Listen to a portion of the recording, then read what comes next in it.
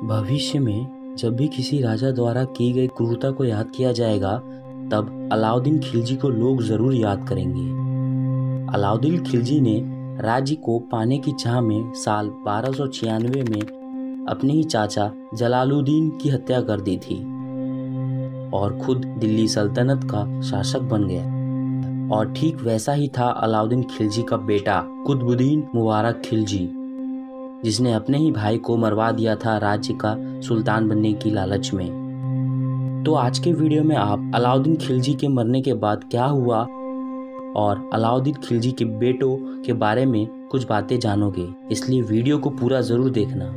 Fact number 1, Alauddin Khilji 4 बेटों का पिता था और साल 1316 में अलाउद्दीन खिलजी के निधन के बाद मलिक गफूर ने अलाउद्दीन खिलजी के बड़े बेटे शिहाबुद्दीन को नया सम्राट के रूप में नियुक्त किया। हालांकि सेहत खराब होने की वजह से शिहाबुद्दीन की मृत्यु राजा बनने के कुछ महीनों बाद ही हो गई और इसी वजह से अलाउद्दीन के दूसरे बड़े बेटे ख्रिज खिलजी को दिल्ली का नया शासक बनाया गया। अलाउद्दीन खिलजी का तीसरा बड़ा बेटा कुतुबुद्दीन मुबारक खिलजी हुबहू अपने पिता जैसा ही सोच रखता था।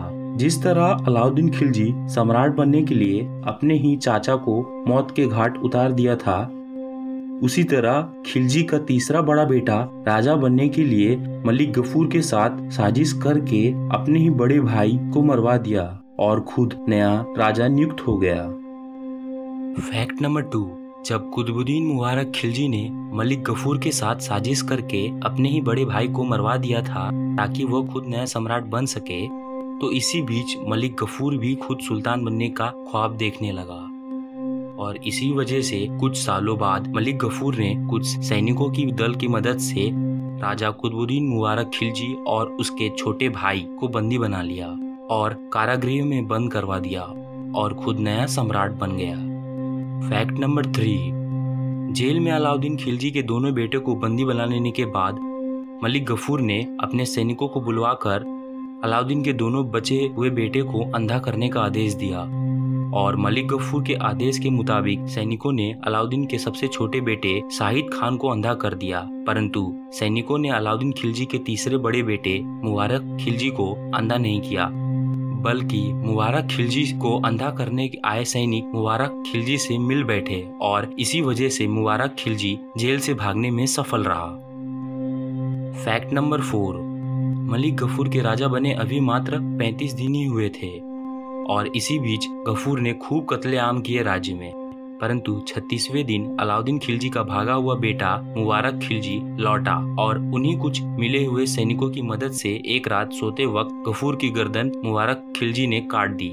इसी तरह 1 महीने के शासन के बाद मलिक गफूर इतिहास की किताबों का एक किस्सा बनकर रह गया और मुबारक शाह दिल्ली सल्तनत का फिर से एक बार राजा बन गया।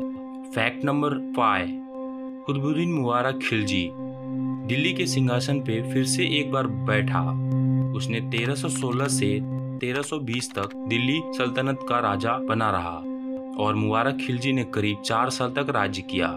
उसके शासनकाल में पूरे देश में शांति रही, लेकिन गुजरात के सूबेदार जफर खान ने उसके खिलाफ विद्रोह कर दिया, जिस कारणवश मुबारक खिलजी ने उसका दमन कर दिया और इसके बाद देवगिरी के शासक ने मुबारक खिलजी का विद्रोह किया तो मुबारक खिलजी ने उसकी हत्या करवा दी।